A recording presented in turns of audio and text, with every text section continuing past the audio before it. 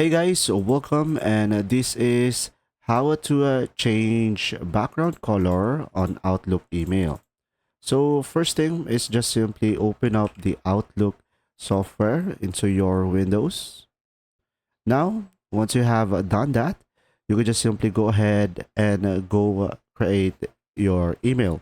So just simply do the usual thing by providing your email, the person you are going to send it to, the subject, and the text.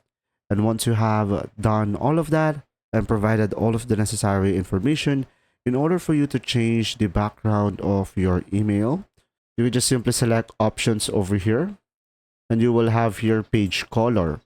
So as you can see, when I select a color over here, it will automatically change my email. And now, let's say I'm gonna go for blue. And now guys, if you want to be more detailed, you can go for more colors over here and you will have this tab over here which you could select multiple colors, or you could go for custom if you have a specific brand template. So pretty much you could utilize this page color in order for you to change the background. I hope this video helped you out. Thanks for watching.